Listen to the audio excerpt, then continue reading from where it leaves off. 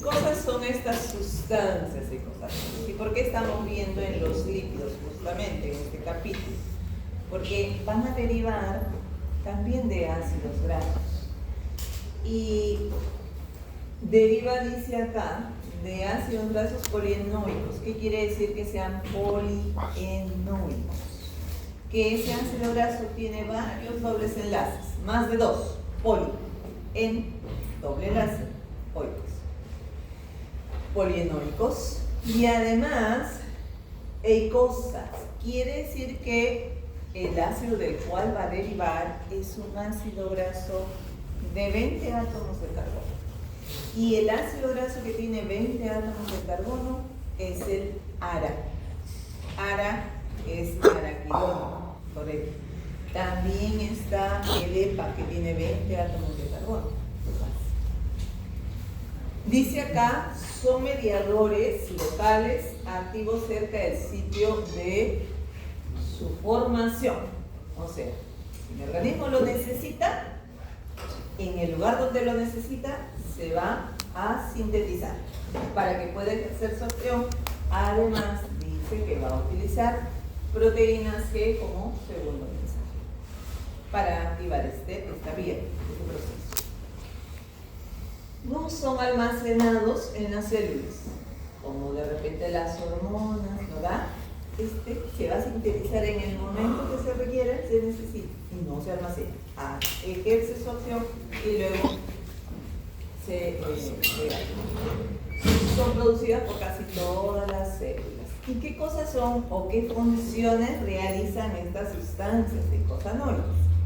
Están relacionadas con todas estas respuestas fisiológicas. Producen dolor, producen fiebre, inflamación, en el asma, en la alergia, se van a formar todas estas sustancias. Alteración de la activación de las plaquetas, inducción al cambio. Seguramente ustedes las han visto como prostaglandinas, leucotrienos y tromboxanos. Todas esas vendrían a ser estas sustancias de las cuales estamos hablando, los eicosanoides. Bien. Entonces, recuerden, para su examen, ya les había dicho, creo que le vuelvo a repetir, ya es como la tercera clase que les voy diciendo. Nuestro organismo no puede sintetizar dos ácidos grasos. Digo, ¿cuáles son esos dos ácidos grasos que mi organismo no puede sintetizar? El linoleico y el linolénico, estos dos. ¿Y por qué? ¿Por qué? Porque no tiene la desaturasa delta 12 y delta 15. Delta 12 para formar este y delta 15 para formar este. Y además pertenecen a la familia de la clase omega 6 y omega 3. Pero ¿por qué estoy hablando de estos ácidos grasos esenciales? Porque justamente en nuestro organismo el ácido araquidónico del cual yo he dicho van a derivar las sustancias eicosanoides se sintetiza a partir del linoleico dentro de mi organismo. ¿Ok? Y el EPA, por otro lado, a partir del linolénico. Bien. Recuerden que en la clase pasada hemos visto fosfoglicéridos. ¿Dónde hay fosfoglicéridos en nuestro organismo? ¿Formando qué cosa? Membranas principalmente, pero también lo encuentro bilis, surfactante pulmonar, en las lipoproteínas, decíamos, correcto. ¿Por qué quiero que se acuerden de los fosfoglicéridos? Porque justamente en ese fosfoglicérido que la semana, el martes que hice la clase, les dije, un fosfoglicérido, ¿cómo es su estructura básica? Les dije que era un glicerol, ¿recuerdan? Ácido graso, grupo fosfato y cabeza de grupo. Así. Fácil. Y en ese fosfoglicérido, generalmente, en esta posición del carbono 2, generalmente ahí se posiciona un ácido graso insaturado. como es el ácido araquidónico. Ahí está. Y además vimos el catabolismo de esos fosfoglicéridos. Y hablamos de enzimas, hablamos de las fosfolipasas. Revisen. Había A1, A2, la C y la D, que cada una hidrolizaba o rompía el enlace. En este caso, si yo quiero liberar este ácido araquidónico, porque he dicho que de ahí van a derivar estas sustancias, dígame. Se usa la A2 ahí, ¿verdad? Ahí se utilizaría la fosfolipasa A2, porque dijimos que la fosfolipasa A2 rompe ese enlace, hidroliza ese enlace y lo libero. Libero el ácido araquidónico. Pero para que pueda actuar la fosfolipasa A2, tiene que haber un estímulo. Algo que desencadene esa vía, ¿correcto? Un estímulo como que, por ejemplo, nos dice acá, un estímulo mecánico, ¿ok? De repente me golpeé, ¿no? De repente me corté, ¿correcto? Entonces, pueden ser estímulos mecánicos, pero también podrían ser inmunológicos, hormonales, podrían también activar esta vía la angiotensina 2, la trombina, adrenalina, etc. ¿Cuál es la idea? Que activada esta fosfolipasa 2 libere el ácido araquidónico, que está en esta posición 2. Se libera y empieza la vía de formación de estas sustancias que estamos hablando, los eicosanoides. Entonces, solo para recordar, fíjense acá. Puede ser que la liberación del ácido araquidónico se dé a través de la fosfolipasa A2. Está rompiendo este nivel, ya dijimos, se libera el ácido araquidónico. Pero podría ser que quien se active más bien sea la fosfolipasa C. La fosfolipasa C, como dice acá la lámina, hidroliza este enlace. ¿Se acuerdan? Si hidroliza este enlace, saca grupo fosfato, cabeza de grupo por un lado, y ¿qué tengo por acá? El diacilglicerol. Es un glicerol con 2 ácidos grasos. También se libera. Pero allí van a tener que actuar, en la siguiente lámina, dice que voy a tener que utilizar además otras enzimas porque el ácido araquidónico todavía no se ha liberado. Está como diacilglicerol. Por acá vimos que la fosfolipasa A2 ya sabemos cómo libera el ácido araquidónico. Pero por acá, la fosfolipasa C, ¿recuerdan dónde hidrolizaba? Y sacaba el grupo fosfato con la cabeza de grupo, en este caso es un fosfatidilinositol, por eso está sacando un inositol fosfato. ¿Ok? Pero el diacilglicerol, que a su vez se va a liberar, o está quedando como esa estructura, tiene el ácido araquidónico aún en la posición del carbono 2 de ese glicerol. Todavía no se ha liberado. Y por lo tanto, para que se pueda liberar ese ácido araquidónico, requiero de otras enzimas. Podría actuar de frente la diacilglicerolipasa. Esa diacilglicerolipasa ya rompe el enlace que une al ácido araquidónico en la posición 2 de ese diacilglicerol.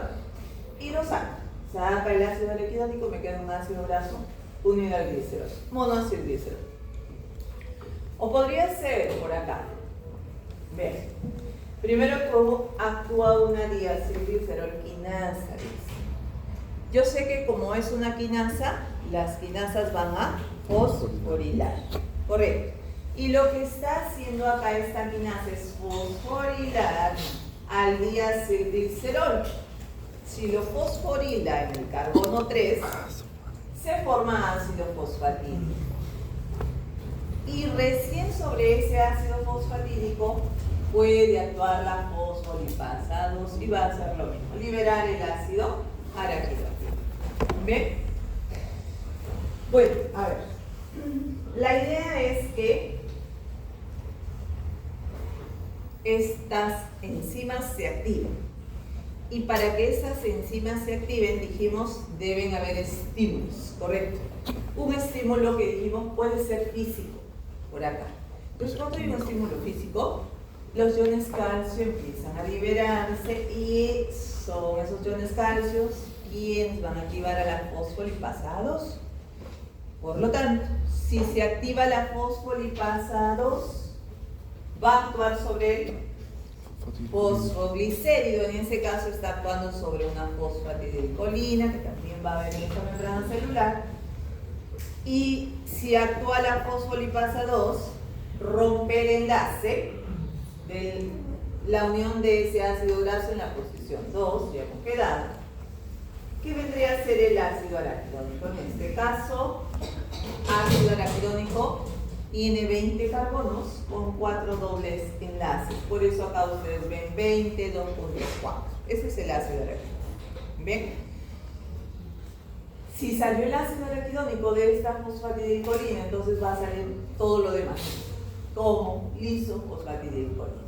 Bueno, pero me interesa este ácido araquidónico porque es el que va a dar inicio a la formación de estas sustancias eicosanoides. El estímulo puede variar, la situación puede ser otra, y puede ser que la adrenalina o la bradykina se haya segregado. Por lo tanto, si son estos, tendrán su receptor y a través de proteína G también termina activando la fosfolipasa 2, que va a hacer lo mismo, ¿no? Liberar ese ácido araquidónico aparte del fosfoglicérido. Podría ser la trombina, más bien que se está segregando. La trombina también tendrá su receptor, en este caso a través de proteína G, activará más bien a la fosfolipasa C. Como les dije, puede ser que la A2 o puede ser que la C se active. Pero si es la fosfolipasa C y está actuando sobre este fosfoglicérido, este de acá se llama fosfatidilinositol difosfato. Hace rato les mostré el fosfatidilinositol, recuerdan, en esta lámina. Esto es fosfatidilinositol. Quiere decir que la cabeza del grupo es un inositol, para que sea fosfatidilinositol. Pero yo estoy hablando de fosfatidilinositol trifosfato, además. Quiere decir que en estos OH hay dos grupos fosfatos.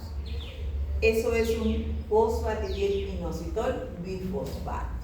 Entonces, si acá esta lámina me dice que la fosfolipasa va a actuar sobre este fosfatidilinositol bifosfato, quiere decir que va a romper el enlace de acá, ¿verdad?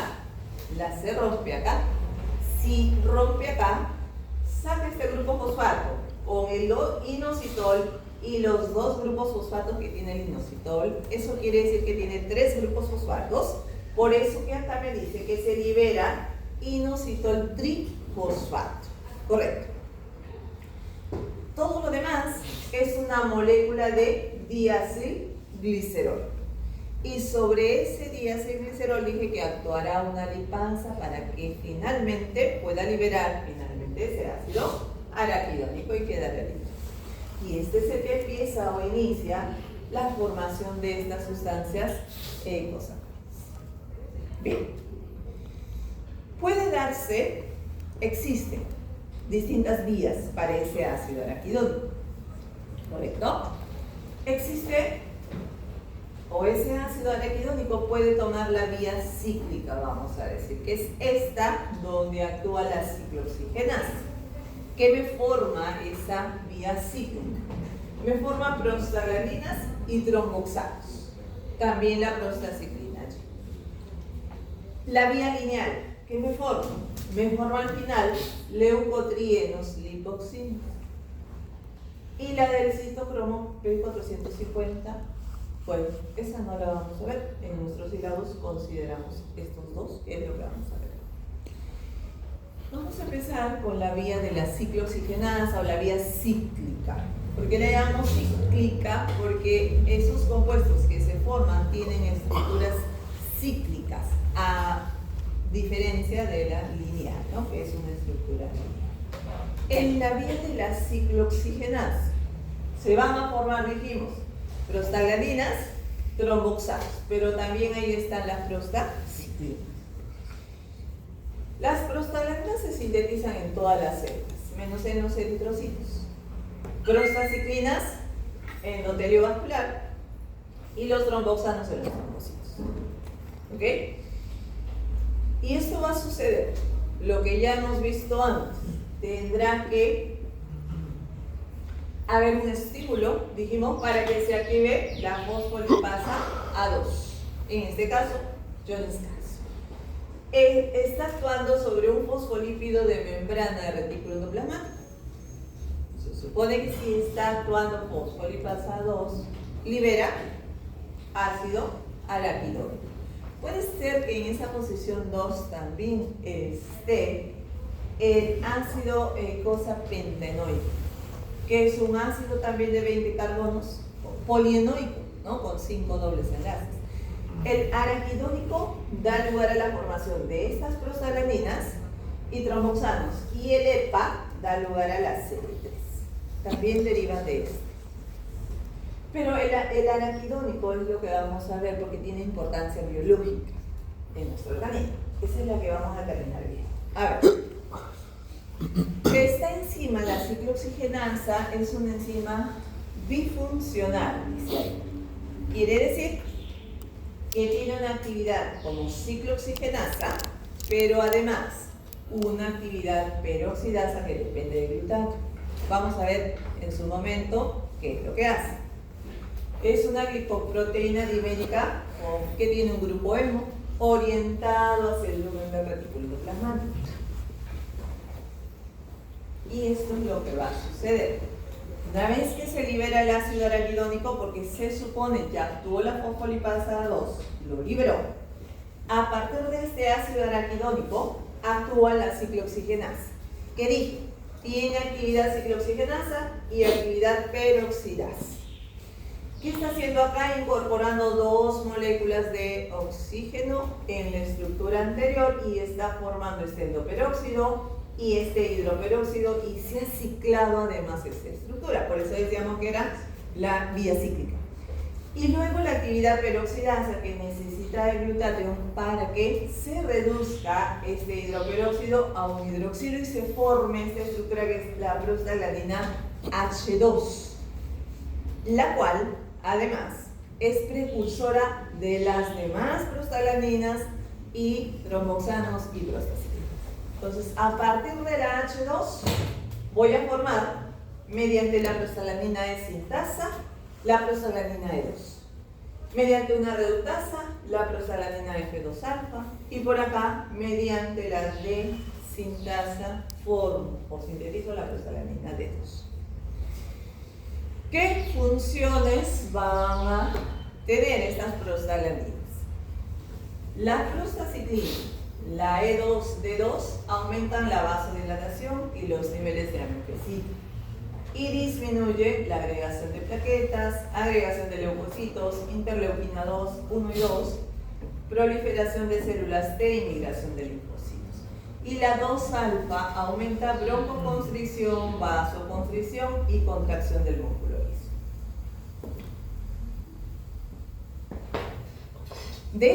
De esa misma prostaglandina H2 se va a formar la prostaciclina a través de esta enzima, prostaciclina sintasa. Estas sí se van a acordar la función que ejerce esta prostaciclina, ¿correcto? Que va, ya saben, a inhibir la agregación de las plaquetas, la prostaciclina, y va a causar vasodilatación, contrario a lo que sucede con el tromboxano A2.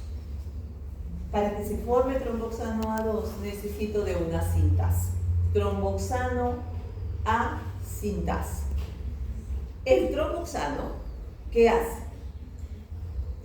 Más bien, estimula la agregación de las plaquetas, lo contrario a lo que hemos dicho de la prostaciclina. Y este va a causar vasoconstricción. ¿Ok? Además de aumentar la vasoconstricción, la agregación de las plaquetas, también aumenta la proliferación de linfocitos y la broncoconstricción. Bien, estamos hablando de la ciclooxigenasa. Sí. Y de la ciclooxigenasa se descubrieron dos isoformas, ICOX COX-1 y existe la COX-2, correcto. La COX-1 vamos a decir que es considerada la forma constitutiva, o sea, esa que me va a formar estas sustancias que ejercen una función normal, fisiológica normal en nuestro organismo. Y la COX-2 es más bien la inducible, esta que me va a provocar estas sustancias que me generan finalmente, ¿no?, el dolor, la inflamación, etc. Entonces, cuando nosotros utilizamos fármacos para contrarrestar esa producción de estas sustancias que me van a producir dolor, inflamación, fiebre, etc., utilizamos fármacos. Utilizamos el grupo de los AINES además, ¿no? Ahora que vayan a farmacología van a ver esto. Creo que todos hemos usado un Panadol, ¿no? Todos hemos usado una aspirina. Estos son los AINES. En el caso de los AINES, el mecanismo que realiza para contrarrestar estos efectos va a realizar lo siguiente. En este caso tenemos al ácido acetilsalicílico. El ácido acetilsalicílico lo que hace es inhibir a la ciclooxigenasa por acetilación. Estamos observando acá que el ácido acetilsalicílico tiene este extremo, grupo acetilo, ¿verdad?, que está uniéndose a un resto de serina de la ciclooxigenasa en ese OH. Entonces se acetila y la vuelve inactiva, porque su conformación ha cambiado. Entonces ya no tiene actividad. Y si no tiene actividad, ¿qué va a suceder? Ya no va a darse toda esta vía y al final no me va a formar las prostaglandinas. ¿Qué más? Lo mismo sucede con el acetaminofén, lo mismo sucede con el ibuprofeno, que van a acetilar también a este. Vamos a hablar un poquito de la prostaglandina E2, que vendría a ser la forma constitutiva que finalmente ejerce funciones citoprotectoras en nuestro estómago. Dice acá, en el estómago y el duodeno, una vía detecta el ácido que desencadena. En el estómago se segrega el ácido, cuando se segrega ese ácido, empieza la vía de formación de esta prostaglandina E2. ¿Qué hace la prostaglandina E2? La prostaglandina E2 dice reduce la exposición de esas células al ácido. ¿Y cómo lo va a hacer? Porque va a empezar a secretar bicarbonato para neutralizar ese ácido y además va a aumentar la producción de moco allí para que haya un efecto citoprotector. Entonces, considerando esto, vamos a analizar esta lámina ahora, porque hemos hablado de los AINES, ¿correcto?, para contrarrestar estos efectos. Pero también existen otros fármacos del grupo de los esteroides que también son antiinflamatorios y también existe el grupo de los inhibidores de la ciclooxigenasa, que alguien debe haber utilizado el celecoxib, que está en este grupo. Correcto. Entonces dice acá, si ya nosotros sabemos que existen dos ciclooxigenasas, 1 y 2, la 1 para funciones normales fisiológicas en nuestro organismo y la 2 la que va a provocar estas sustancias, la formación de estas sustancias. Entonces cuando actúan estos fármacos, los AINES, primero, dice acá, tiene una actividad disminuida sobre la ciclooxigenasa 1 y también tiene una actividad disminuida sobre la ciclooxigenasa 2. ¿Qué pasa si disminuye la actividad de la ciclooxigenasa 1? Y dentro de sus funciones está, bueno, la agregación de las plaquetas, pero también la citoprotección en el estómago, que acabamos de mencionar, ¿verdad? Entonces sucede justamente esto, que las personas que toman estos fármacos sienten, ¿qué sienten? ¿No? Una acidez, un ardor, una gastritis. ¿Por qué? Porque no hay esa protección, porque se está inhibiendo esta vía, ¿no?, de formación de esta sustancia. Entonces se observa eso. Y obviamente quiero que haya una actividad disminuida de la ciclooxigenasa 2, ¿no?, para que no se produzca esta prostaglandina, la cual va a provocar esa inflamación, ese dolor. Pero en cambio los esteroides, ¿qué pasa? Dice, no hay efecto sobre la COX-1, así que no nos va a causar esos problemas. Y hay una actividad disminuida de síntesis de la ciclooxigenasa 2, eso sí quiero para contrarrestar esto. Y el grupo de inhibidores de la ciclooxigenasa 2, también no hay efecto sobre la COX-1 y hay una actividad disminuida sobre la COX-2. Bien, ahora vamos cambiar a la vía lineal, la lipoxigenasa.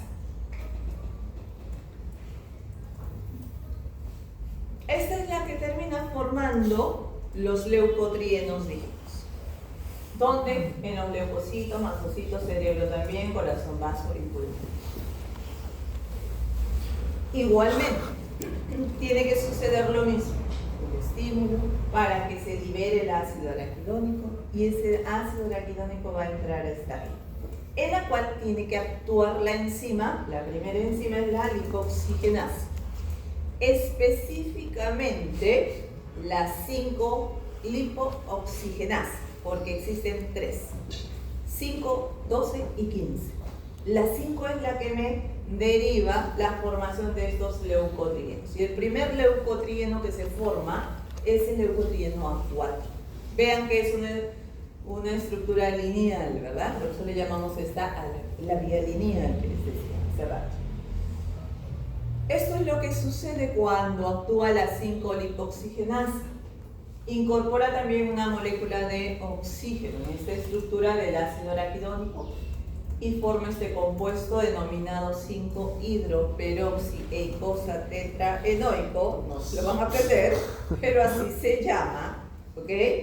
Y que luego actúa la 5-lipoxigenasa sacando una molécula de agua y forma el primer leucotrieno, que es el leucotrieno A4. Bueno, dice la lipoxigenasa o las lipoxigenasas, otra vez repito, hay 5, 12 y 15, cada una de ellas va a tomar distintas vías, pero la que me interesa o que tiene importancia biológica y que estamos viendo es la 5, que es la que va a producir respuestas inflamatorias. Vamos a ver. La enzima lipoxigenasa 5 es una dioxigenasa, dice acá. Quiere decir que cataliza la incorporación de 2 átomos de oxígeno. Dije hace rato, va a ingresar una molécula de oxígeno. Recuerdan la primera reacción. Y genera este hidroperóxido alílico, ese 5-HPT que les dije. ¿Ok? Hidroperoxieikosa tetraenoico. Bueno, tiene dos actividades acá. La primera, que genera el hidroperoxieikosa tetraenoico, y la deshidratasa, que ya finalmente me genera el leucotrieno A4, que es el primer que se formaba, dije, ¿verdad? Por una deshidratación había sacado una molécula de agua. Entonces, acá está todo el mecanismo. El estímulo en este caso, bradykinin.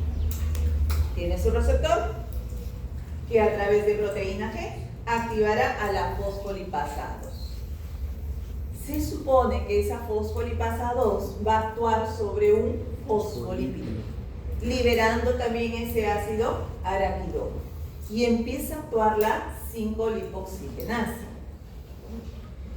Forma, bueno, ya vimos esas reacciones, me forma al final el leucotrieno A4. El primero que se forma, el cual además es inestable, dice la bibliografía, y se convierte en 2. Por acá, mediante una hidrolasa, leucotrieno A4, hidrolasa, forma el leucotrieno B4. Y por acá, mediante una leucotrieno C4 sintasa, forma leucotrieno C4 con ayuda de una molécula de glutatión. Casi siempre las sintasas que estamos viendo acá, ¿no? Vamos a ver esta lado. La voy a ver. Mira, pues, creo que se ve. Vean acá, ácido araquidónico. Siempre un estímulo, actuó la fosfolipasa 2, se liberó ese ácido araquidónico. Y hemos visto que ese ácido araquidónico puede tomar la vía cíclica o puede tomar la vía lineal, eso va a depender del estímulo. En este caso estamos viendo la vía lineal. Entonces, allí actuará la 5-lipoxigenasa, dijimos, la cual forma el leucotrieno A4, ¿verdad? El primero. Y que este, al ser inestable, puede ir acá o acá. Con una hidrolasa, dijimos que la leucotrieno A4 hidrolasa forma leucotrieno B4, y este leucotrieno B4 al final tendrá sus receptores para que pueda ejercer la acción. Por acá con la leucotrieno C4 sintasa se forma leucotrieno C4. Pero de ese leucotrieno C4 derivan estos dos también, D4 y E4. ¿Cómo formo leucotrieno D4? Mediante esta enzima, acuérdense, gamma glutamil transferasa, leucotrieno D4. ¿Y cómo formo E4? Mediante esta dipeptidasa. Este leucotrieno E4 puede excretarse a través de la orina, así que si detectamos esta sustancia en esa orina, quiere decir que se están formando estos compuestos, estos leucotrienos. Estos leucotrienos además van a tener receptores para poder ejercer ese efecto biológico. Se llama la familia de los cistenileucotrienos, los receptores. Hay cistenileucotrieno 1, 2 y 3. Al unirse a ese receptor a través de proteína G van a darse esos efectos. ¿Cuáles son esos efectos que se van a producir? No sé. A ver. Como estamos hablando de leucotrienos, ¿ok? Todas estas funciones ejercen los leucotrienos. Y lo vamos a observar principalmente en los pacientes asmáticos, recuerden. Genera broncoconstricción.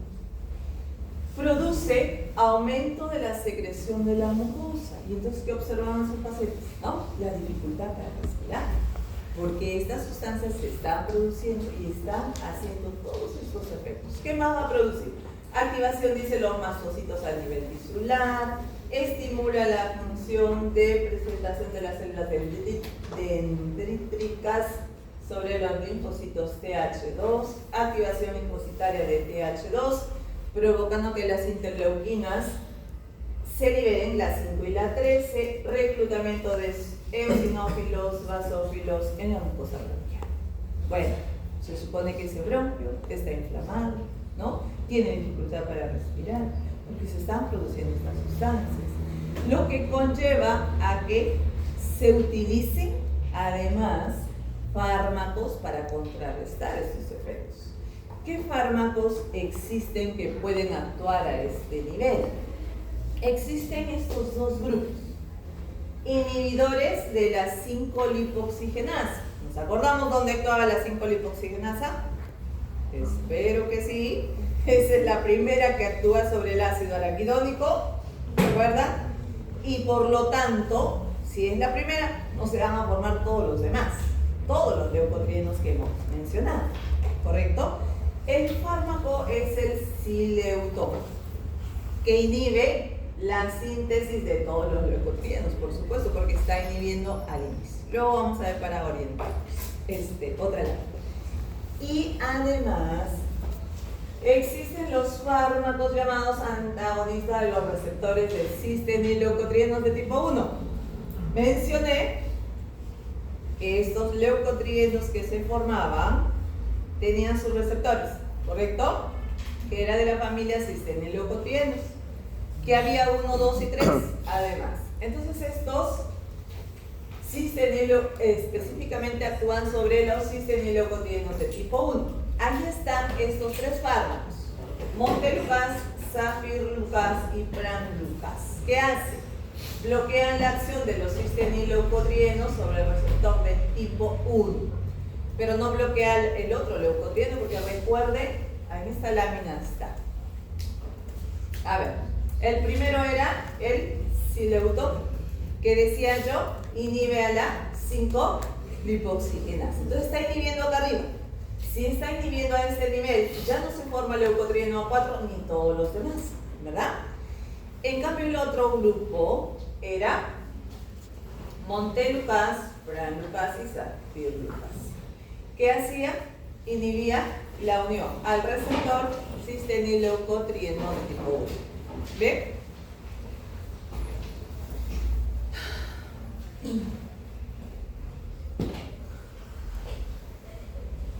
Buenos días, señorita delegada. Muy tarde. Está llegando a la clase. El tráfico, sí, ya. No les puedo culpar porque yo también la clase pasada llegué 20 minutos tarde. El tráfico de Panamericana me estuvo ahí. Sí, horrible. Pero ya tomé asistencia. Yo llegué antes de los 15 minutos. De acá les pongo tardanza. No. Pero al menos, ¿no? Ana. Bueno, vamos a terminar con esta. ¿Ya? Vamos a hablar ahora del metabolismo del colesterol. A ver, pregunto. ¿Por qué es importante el colesterol en nuestro organismo? Para permite la permeabilidad de la membrana celular. ¿Usted qué dice? Ajá, la fluidez. Ok, lo mismo. ¿Oh? ¿No le escuché? Ah, regulador térmico del organismo. Muy bien. De energía. Ajá, liquidez, sí, porque energía no nos va a proveer, ¿no? Salvo por la regulación térmica. Pero... formación de hormonas esteroideas también. ¿Qué más? Formación de sales biliares también. Se va a tener que convertir en sales biliares y también de ahí deriva la vitamina D. Y cuando ustedes escuchan que mis niveles altos de colesterol es perjudicial, ¿verdad? Pero claro, no es malo tener el colesterol en nuestro organismo. Lo malo es tenerlo alto. Eso sí es perjudicial. ¿Y alguna vez han escuchado que dicen los aceites vegetales, 0% colesterol las propagandas? ¿Qué piensan de eso? ¿Es verdad? Pues mentira. Si fuera verdad, tampoco creo que sea tan beneficioso. Ok, si fuera verdad no es beneficioso, ¿por qué? Porque necesitamos tener colesterol en nuestro cuerpo para proteger los mecanismos. Ya, claro, pero colesterol vamos a poder consumir siempre, a ver, grábense eso, colesterol siempre es de origen animal, correcto, no de origen vegetal. El aceite es de origen vegetal, eso quiere decir que no tiene, porque no puede sintetizar los vegetales colesterol. Pero ¿qué es lo malo de ese aceite que yo consumo? Estoy consumiendo de todas maneras grasa allí, ¿no? Que además es grasa saturada, porque luego de freír se desatura ese aceite y yo lo consumo, y las grasas o los ácidos grasos saturados sí me elevan los niveles de colesterol, triglicéridos, LDL incluso. Entonces, por un lado, porque las propagandas no pueden mentir, Si es 0% colesterol, sí es 0% colesterol. Pero el motivo es porque no pueden sintetizar colesterol los vegetales, ¿correcto?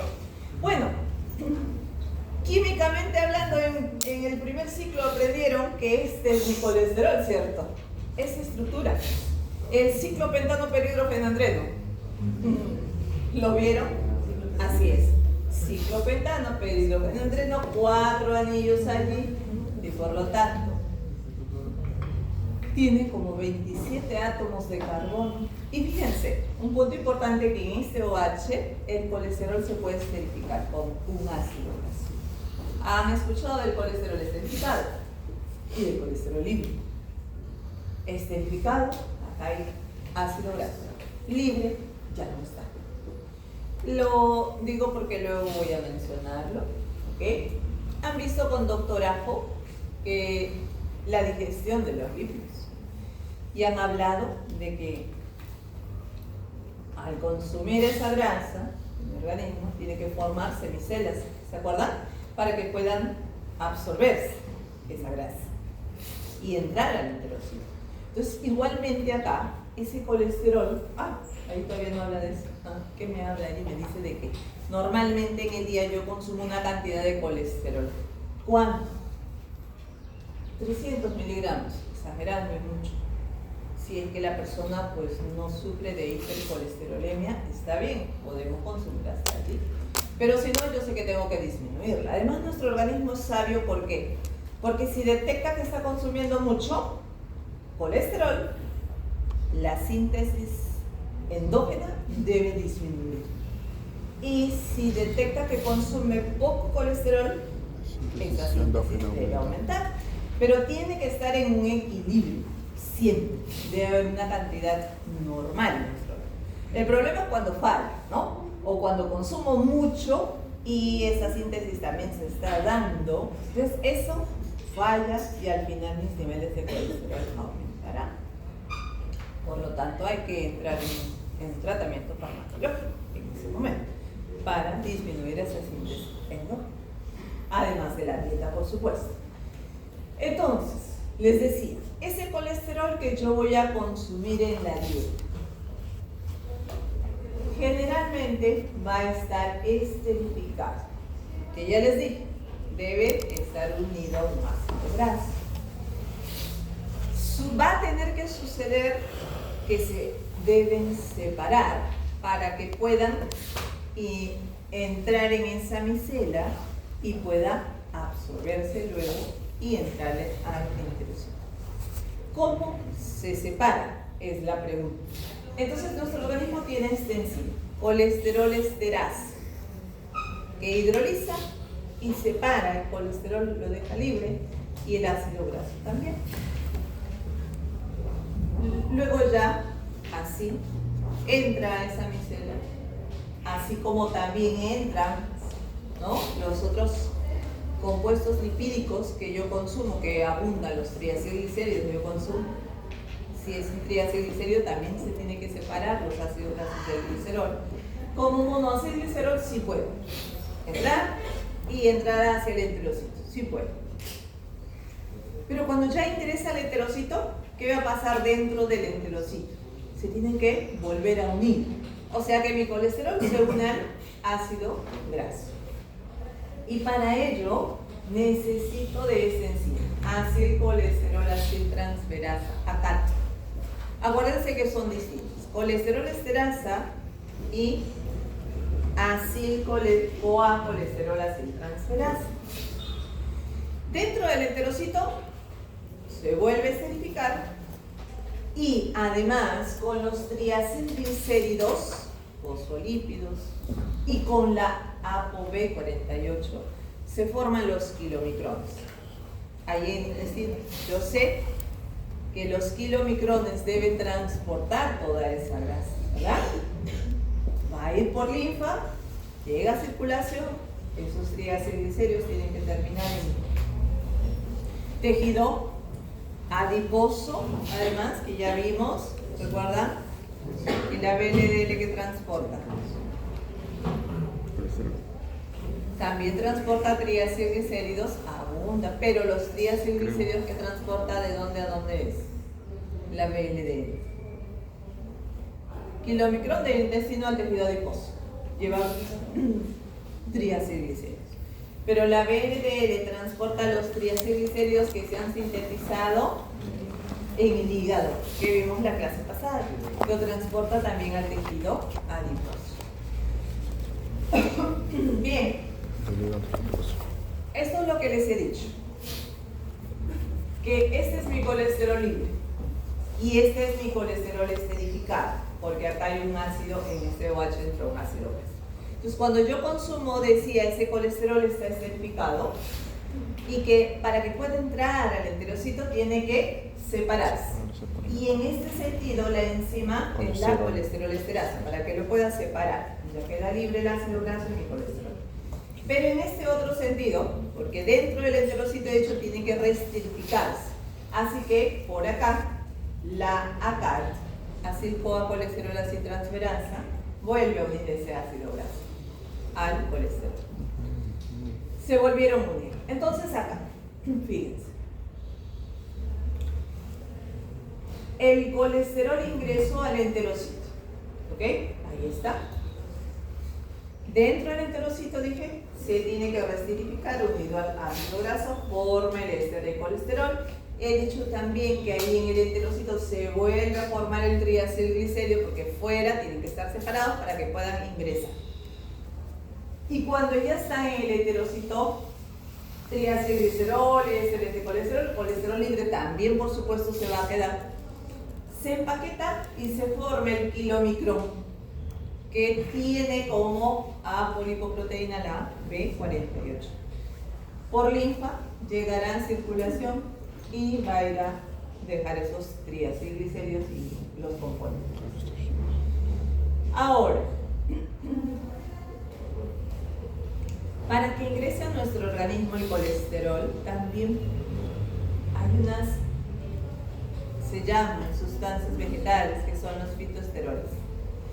Los fitoesteroles son sustancias que van a actuar en nuestro organismo o lo vamos a consumir. En realidad hay estudios que nos dicen que ayudan a disminuir el nivel de colesterol. ¿Y cómo lo van a hacer?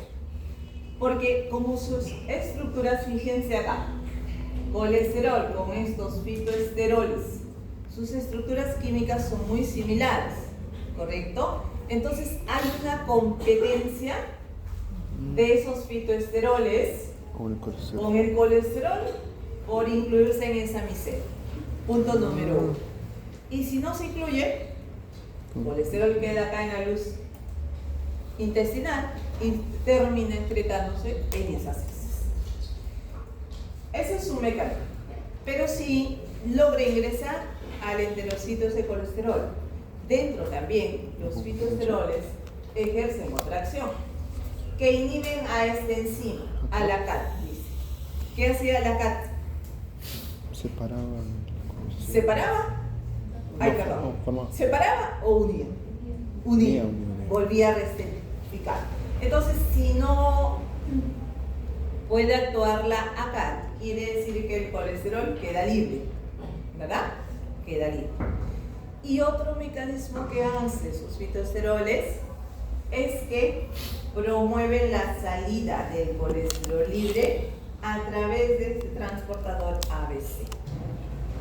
Y de esa manera, al salir, también disminuye ese nivel de colesterol en el organismo, que luego se perderá a través de esas heces. Bien, en estos alimentos encontramos fitoesteroles. Creo que lo que consumimos sería el aceite de oliva, ¿qué es eso? Almendra, ¿no? Lo demás no es muy conocido. Margarina de control tiene una gran cantidad, pero eso es no natural. Bueno, entonces, ya hemos visto cómo el colesterol que yo consumo en la dieta se absorbió y se ha distribuido. Pero también mi organismo sintetiza colesterol endógenamente. ¿Y quién va a sintetizar el colesterol dentro de mi organismo? Principalmente el hígado, principal productor de ese colesterol. ¿Y qué requiero para poder formar colesterol? Requiero, dice acá, de moléculas de acetil-CoA y de esos carbonos, porque esa estructura que vimos, ciclopentano, perhidropenanteno, son carbonos unidos. Pero yo les dije son 27 carbonos, ¿no? ¿Y cuánto tiene el acetil? 2. ¿Se imaginan todas las moléculas de acetil que voy a tener que usar?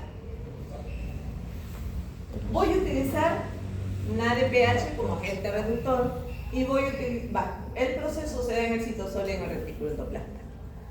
Entonces, vamos a ver esta vía de síntesis rapidito. No solo van a tener que aprender todo, pero les voy a decir ahí puntos importantes.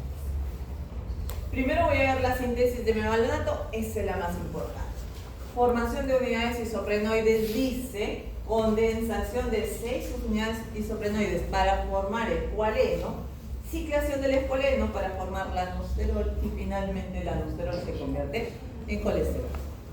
Veamos esa primera parte importante que dice así. ¿Qué estoy viendo acá? En estas reacciones, sí, me falló, no, al inicio, vean acá, estas dos reacciones iniciales son parecidas a lo que hemos visto en la vía de la cetogénesis. Lo mismo sucede. Acetil-CoA con acetil-CoA forma acetoacetil-CoA, con otro acetil forma beta-hidroxibetamethylglutarico. Eso lo hemos visto ya, ¿ok? Pero esto que vimos en la cetogénesis se estaba dando en la mitocondria. pero acá se está dando en el citosol. ¿Correcto? Porque hemos dicho que esta vía se da en el citosol. De acá, de beta-hidroxi, beta-metilglutarido,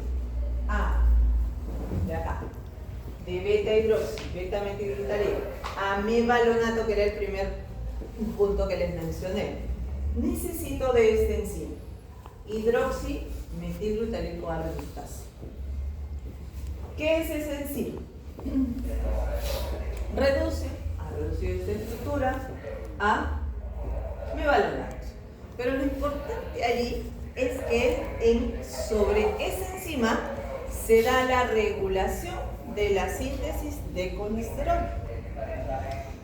Y además, cuando un paciente tiene problemas de hipercolesterolemia, tengo que usar fármacos para, si esos niveles son muy altos, no se puede con la dieta, tengo que usar fármacos. Y los fármacos que se utilizan allí justamente inhiben a esta enzima, la hidroximetilglutarico-A reductasa. Seguramente alguien debe tener algún familiar que consume de repente lovastatina, torvastatina, que son la familia de las estatinas, ¿no? Que se da al paciente ¿para qué? Para que disminuya los niveles de colesterol. ¿Y qué es lo que está haciendo? Inhibir esta enzima. Si se inhibe esa enzima, no formo mevalonato. Si no formo mevalonato, al final no hay colesterol. Correcto. Entonces, eso es importante. Muy bien. Todo esto ya lo hemos hablado. Vamos a este punto. ¿Qué va a suceder ahora? El segundo punto les decía que era la formación de unidades isoprenoides. A ver, acá va a suceder lo siguiente. Fosforilaciones. ¿Bien? Fosforilaciones. Miren, mevalonato está acá. Mevalonato está acá. Creo que está partido en dos. Sí, también. Observo fosforilación. Acá. Fosforilación otra vez. Así que sinasa para fosforilar. ¿Qué más va a pasar? Abajo. Acá ya había dos fosforilaciones, ahora acá, otra fosforilación. Y luego se va a descarboxilar, sale el CO2 y me queda esta estructura. Dice ahí, isopentenilpirofosfato. Cuenten cuántos carbonos posee ese isopentenilpirofosfato. ¿Cuántos tiene? 4. 1, 2, 3, 4 y 5 tiene. ¿Cómo que 4? 5. Esa es la unidad isoprenoide que les decía hace rato. 5 carbonos. Ya tengo 5, ¿no? Tengo que llegar a 27 además de ello. Entonces, este isopentenilpirofosfato. Ahora, mediante esta isomerasa, cambia el doble enlace a este lado y forma este compuesto, dimetil-alilpirofosfato. También tiene 5. Si yo uno a estos dos, 5 con 5, ¿cuánto me da? ¿Cuántos carbonos 5 con 5? 10. 10 carbonos, que es esta molécula, geranilpirofosfato. Geranil, 10, ¿verdad? Con otro isopentenil, que eran 5, ¿cuántos tengo? 15. Ese es el farsenil. Si yo uno un farsenil de 15 con otro farsenil, ¿cuántos tengo? 30. Claro, 15 más 15, 30. Claro, pero ¿por qué dice 30? Porque era 27, ¿no?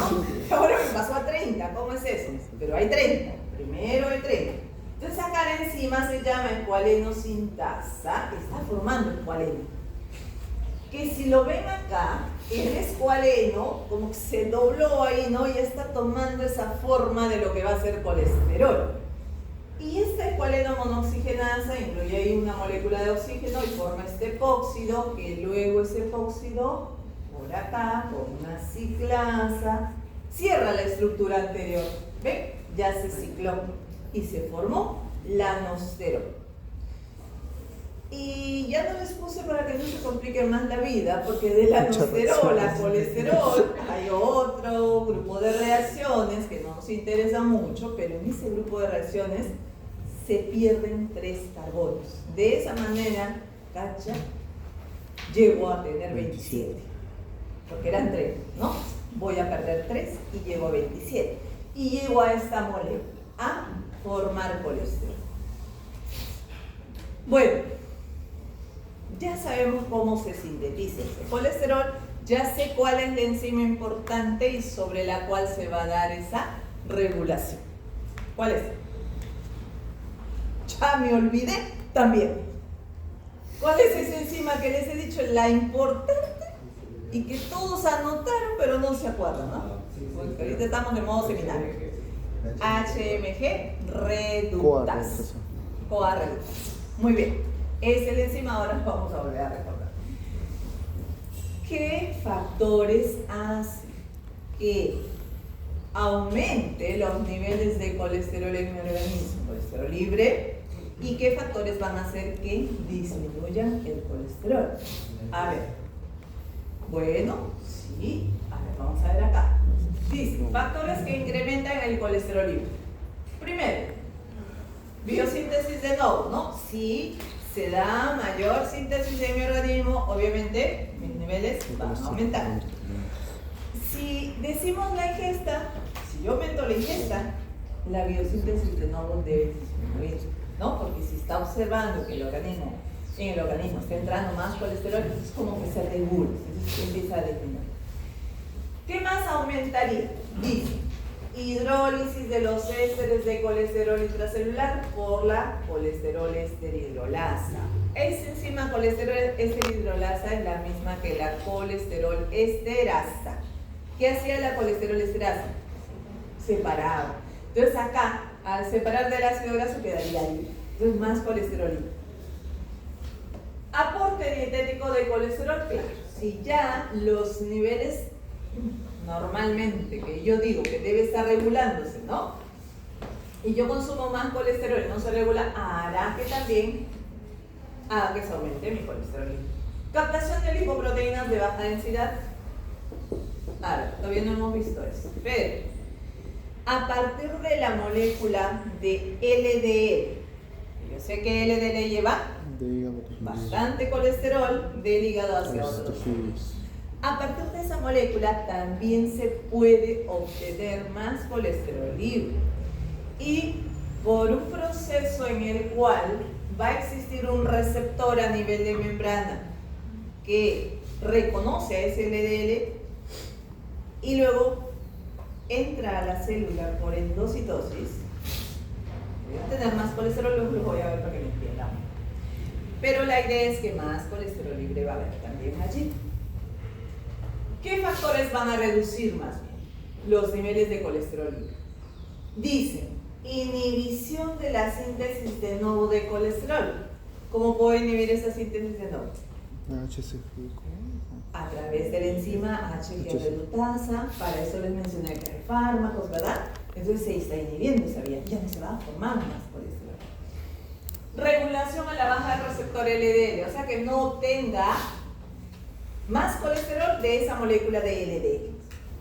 Esterificación de colesterol por la CoA, colesterol acetiltransferasa. ¿Qué era eso? ¿Qué hacía la CAT? UDI.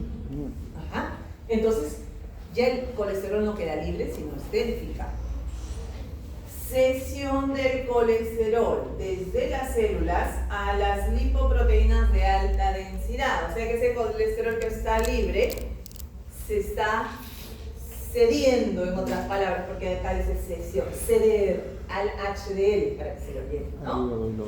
Conversión de colesterol a ácidos biliares y a hormonas esteroideas también hará que disminuyan los niveles de colesterol, que es para lo que finalmente utilizo ese colesterol. Muy bien, esto es lo que les decía, que a partir, digamos, los radicales libres tienen algo que ver con el aumento del colesterol. Los radicales libres, la LDL suele hacer eso, ¿no? Que hace esa formación de radicales libres. Pero para que aumente los niveles de colesterol, no creo. Más bien va a producir esos problemas de cardiovasculares, de arteriosclerosis, sí. Pero aumento. claro, finalmente yo no quiero que ese LDL esté alto, ¿no? Porque es la que transporta finalmente ese colesterol. Esto es lo que les decía, traje mi agua, que voy a obtener más colesterol a partir de ese LDL, que va a haber un receptor a nivel de membrana decía que va a reconocer específicamente ese LDL, que luego entrará por endocitosis adentro de la célula, y cuando entra a nivel lisosomal se va a destruir todas esas componentes de ese LDL de tal manera que todo se va a degradar. Fíjense, ¿qué tiene? Proteínas, porque es una lipoproteína, se liberan aminoácidos, ¿qué tiene? Colesterol, tiene triglicéridos, entonces todo se va a liberar, todo se va a degradar. De tal manera que voy a tener más colesterol libre también allí. Regulación, a ver, este punto es importante. La regulación. Yo les dije que la regulación va a estar dada sobre la hidroximetilglutatil-CoA reductasa. ¿Quién la activa y quién la inhibe? Primero empecemos acá. Si aumenta mucho el colesterol libre, el aumento de ese colesterol hace que se inhiba la hidroximetilglutatil-CoA reductasa. ¿Qué quiere decir? Ya no debo formar más colesterol. Se inhibe la enzima. No forma bicarbonato, no formo más colesterol. ¿Qué más dice acá? Que si aumenta mi nivel de colesterol, ese aumento hará que inhiba la síntesis del receptor del LDL, porque yo he dicho que a partir de LDL voy a poder obtener más colesterol. Entonces también se inhibe para no poder aumentar ese nivel de colesterol a partir de una LDL. ¿Qué más hace ese aumento de colesterol? Activa a la CAT, y ya yo sé que ACAT hace que se reesterifique el colesterol. Sí, bueno. Pero también a nivel hormonal, ¿qué sucede? A ver, la insulina se secreta cuando yo tengo niveles de alta energía o de baja energía. De alta energía. ¿No? Estoy consumiendo mucho carbohidrato. La insulina es secretada. Entonces la insulina también va a activar este proceso, activando esta enzima y utilizando esas moléculas de acetil-CoA que vienen de la glicólisis que ya me sobraron, ¿no? Para entrar a esta vía y realizar más formación de colesterol. Así que la insulina activa la reductasa. El glucagón, lo contrario, necesito energía, ¿no? Entonces el glucagón lo que hace es inhibir esta vía, que no se dé la formación de colesterol a partir de esas moléculas de acetil-CoA, porque más bien yo necesito energía y las tendré que utilizar para ello. Estos son los mecanismos por el cual se regula la actividad de esta enzima. Hay a nivel transcripcional, que debería ser esto, que va a suceder lo siguiente. ¿Qué pasa? Acá en la membrana del retículo endoplasmático existen dos proteínas. Se llama SCAP o SRBP. ¿Ok? Estas dos proteínas, cuando los niveles de colesterol son altos, el colesterol se une a ellas manteniéndolo allí, vamos a decir. Pero cuando los niveles bajan de colesterol, estas dos proteínas migran a la membrana de Golgi, no impiden que vaya hacia allá. ¿Y esto para qué se va hacia la membrana de Golgi? Porque allí existen dos proteínas de sitio 1 y 2, las cuales van a hidrolizar este dominio de unión de ADN para que se vaya a nivel del núcleo, para que exista la transcripción del gen que codifica la síntesis de la enzima hidroximetilglutatil-CoA reductasa. Se forme la reductasa, ¿para qué? Para que se dé esta vía de síntesis de colesterol. También va a suceder la transcripción del gen para que pueda formarse el receptor de la LDL para poder obtener a partir de LDL más colesterol. Y lo otro acá, les dije que a nivel hormonal también se iba a dar este proceso de inhibición o activación de la reductasa. Dijimos que cuando la insulina se segrega, cuando tengo niveles altos de energía, esta vía se debe activar. La reductasa se debe activar. Entonces, ¿qué hace la insulina? Acá está la insulina. La insulina activa una fosfatasa. Y las fosfatasas, yo sé que... ¿Qué hacen las fosfatasas? De fosforila. Entonces, de un estado inactivo que puede encontrarse la reductasa, que es fosforilado, la defosforila y la vuelve activa, empieza ese proceso de síntesis de colesterol. Lo contrario, glucagón es secretado. Me falta energía, ¿verdad? Esas moléculas de acetil-CoA no se deben utilizar para hacer síntesis de colesterol. Debe inhibirse, por lo tanto, la enzima, dijimos. Y lo que hace el glucagón es a través de esta proteína sinasa AMP activa que se activó por esta proteína sinasa AMP activa, fosforila a la HMG, reductasa.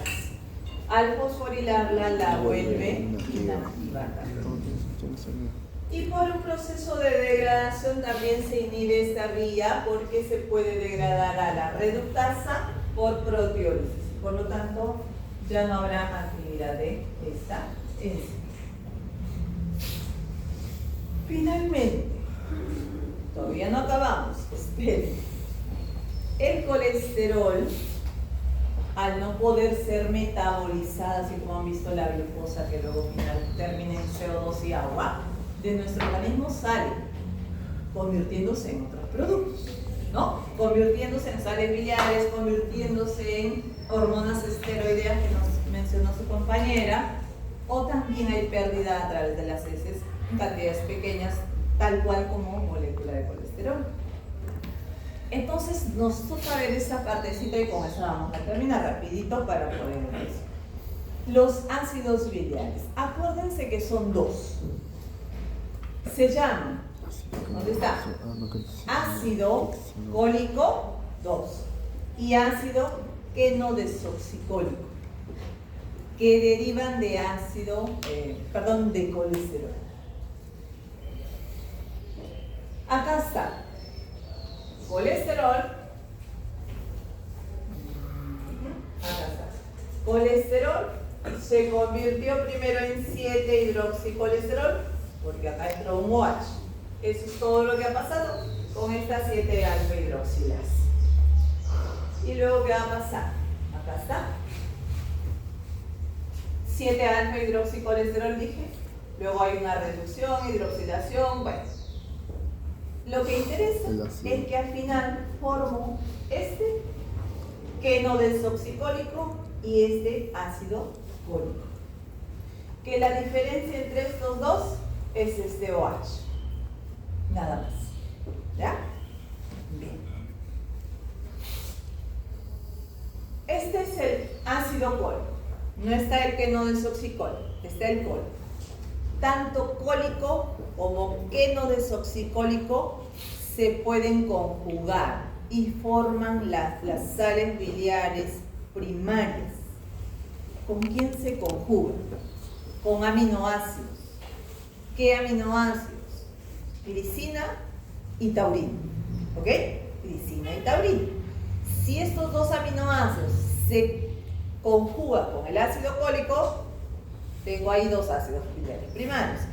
Si estos dos aminoácidos se conjugan con el quenodesoxicólico, tengo otros dos. Así que los ácidos biliares primarios o sales biliares primarias conjugadas son 4. De esta manera se conjuga. Ácido cólico se activa y recibe la taurina por acá. Formó ácido taurocólico. Por acá viene la glicina y en este extremo entra la glicina, se forma el ácido glicocólico. Igual, si acá está el quenodesoxicólico, tauro que no es oxicólico y glico que no es oxicólico. Esos son los 4 ácidos biliares primarios, o sea, los biliares primarios conjugados. Luego, cuando son descargadas del hígado a través de este conducto biliar y llegan al duodeno, allí se metabolizan estos compuestos, estos 4. Y al metabolizarse se convierten en ácidos biliares secundarios, que de estos 4 terminan en 2. Terminan en ácido desoxicólico y en ácido litogólico. ¿Está complicado? Poquito. ¿Cómo así? A ver, fíjense acá. Para que se dé, en esta lámina nos dice, para que se dé ese metabolismo de estos ácidos biliares primarios, debe sufrir una desconjugación y 7-alfa deshidroxilación. ¿Qué quiere decir que se desconjugue? Quiere decir que si el ácido cólico, que yo vi que se conjugó con taurina y glicina, estos ácidos biliares primarios deben desconjugarse y deshidroxilarse. ¿Cómo se desconjuga? O sea, sale la taurina y sale la glicina de esos extremos, termina en carboxilo por aquí. Si se deshidroxila este carbono, OH que está en posición 7, sale este también y termina en este. Así que los dos terminan en un mismo ácido biliar secundario que, acuérdense, del ácido cólico termina en desoxicólico. Por acá va a suceder lo mismo. De los conjugados del queno desoxicólico, tauro queno desoxicólico, glico queno desoxicólico, hace lo mismo. Se desconjuga, se deshidroxila y termina en el ácido biliar litogólico secundario. Siempre les pregunto esto, nunca me contestan además. ¿Dónde se producen estos ácidos biliares primarios? En el hígado, los primarios. Pero como han sido descargados los 4 al intestino, y en el intestino se metaboliza, hemos dicho, y terminan en deoxicólico y litogólico. No quiero que se aprendan las estructuras químicas, pero sí, al menos esos nombrecitos. Es solo conjugación, y luego sí, pues, y desoxicólico tienen que saber de dónde deriva, y litogólico también. ¿Ok? Y esta es la última lámina, ya no se me van a aburrir más. Acá está. Hígado, que a partir de colesterol que voy a formar, ácidos biliares primarios, que más o menos al día se producen 0,5 gramos al día. Se conjugan, hemos dicho, con glicina y taurina, ¿verdad? Formo sales biliares conjugadas primarias, pero además van a haber sales biliares secundarias, porque cuando se convierten acá en el intestino en secundarias, se reabsorben también y se vuelven a conjugar además ahí. Entonces tengo sales biliares conjugadas primarias y secundarias. ¿Bien? Se descargan a través de ese conducto biliar, llegan al duodeno, primarias conjugadas, primarias conjugadas, se desconjugan y se convierten en sales biliares secundarias. Sales biliares secundarias van a ser reabsorbidas, porque acá también se desconjugan las que vinieron conjugadas y vuelven hacia el hígado. Pero además hay una pérdida diaria equivalente a lo que se va produciendo. Por eso es que al día se produce la misma cantidad, porque de todas maneras, de todo lo que se descarga al día, hay una cantidad que se pierde tal cual, ¿no? Y se secreta a través de las heces. Bueno, tenemos tiempo para hacer cajul, porque todavía hay 5 o 10 minutos para hacer el cajul, ¿ya? Y de paso que ahí veo quién llegó tarde, porque ya pasé asistencia, a pedido del público además.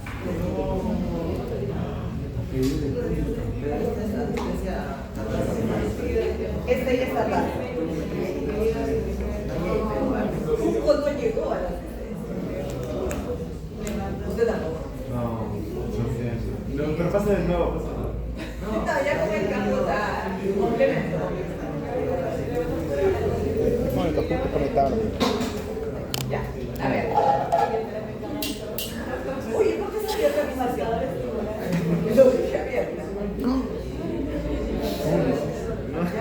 extraíste todo. Yo extrajo. A ver, estamos en ecosanoide, grupo 2. Ya.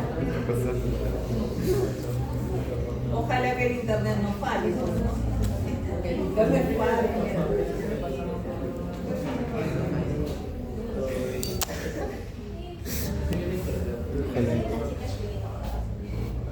Mire, medio salón ha venido tarde, así que no se preocupe. Acá todos los que vinieron tarde. En este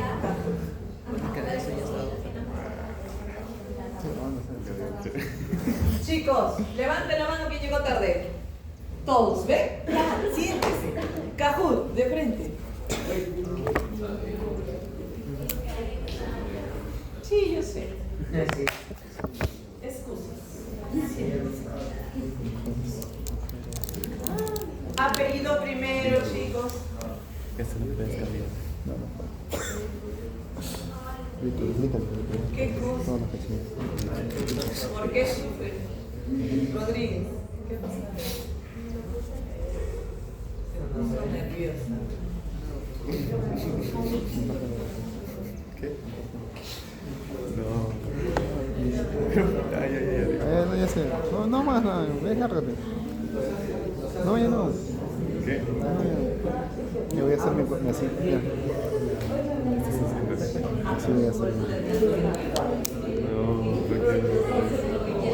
Acuérdate, Cox. Cox en cirugía normal. Cox 2. Enfermeras. ¿En serio? Ya. Sí.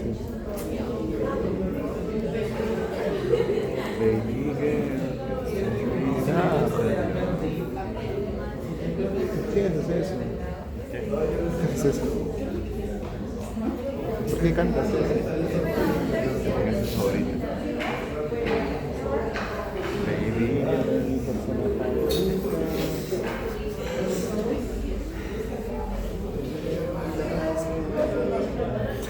¿Qué lo sabes? Creo que hay más de 5.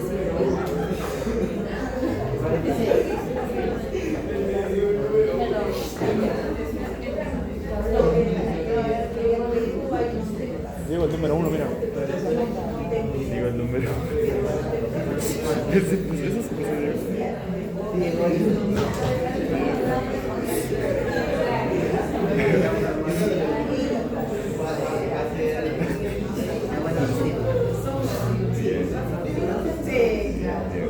Como no quede primero. Ya. ¿Empezamos? Hay 44, dice. A ver, 3, 6, 9, 10. Siempre me pongo sol con 13, 16. ¿Cuál es? con Einstein. Uy, ¿qué es esto? ¿Por qué está en el piso? No hay sitio. El salón está lleno, no hay sitio. Hay 48. A ver, ya. Ya hay 47. Decadencia así que ya completa. está. Ya está. Empezamos.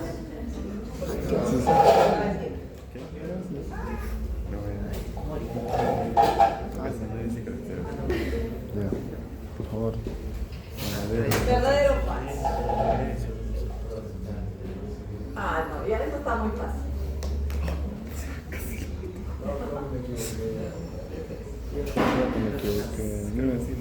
Equivocando se aprende.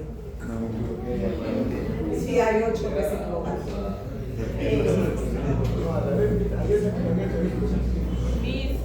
Me ha sacado. Vuelve a entrar. Abajo está el pin. No, 3. Basta que hayan entrado para que estén. Ya al final, para poderles colocar las secciones. O la tardanza. A ver, ácido araquidónico es liberado de un fosfolípido de membrana. ¿Por qué enzima? No me cae. No, me confundí. A1, A2 de... Uy, ya. Deje de tomar foto. No recoge. Son las fijas. Ya son las fijas. ¿Qué enzima la fosfolipasa 2? Más repetido. Son las fijas. Cabanillas Rodríguez. Rodrigo. la prostaciclina inhibe la degradación de las plaquetas. Les dije, acuérdense. ¿Seguro? No, no sé, Pero es que se no me hay dio de dos casualidad. Rodrigos. No sé qué pasa. Creo que sí es falso. Pero Bien. Verdadero. Tiene un punto de Guernica. Inhibe. Tiene un punto. ¿Y el troposano qué hace? Aumenta la degradación de las plaquetas. Tiene que leer todo entonces. prostaciclina inhibe la degradación de plaquetas. No digas nada ya. Ya, 4. Está horrible. La esterificación del colesterol, ¿qué enzima se utiliza? Acá, colesterol esterasa, colesterol oxidasa. Creo que es la otra. Ya le hice. Uno de esos tres. No tengo idea. Esta explicación es. Purificación, porque te purifica el colesterol, el colesterol.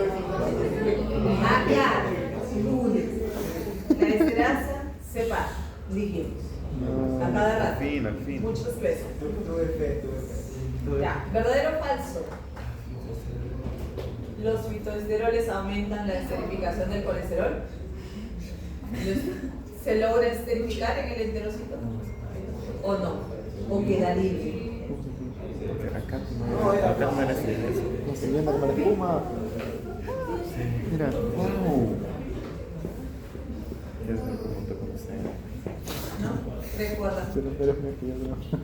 Los fitoesteroles impiden que se esterifique. ¿Por qué? Para que quede libre y pueda salir. ¿Eso como yo?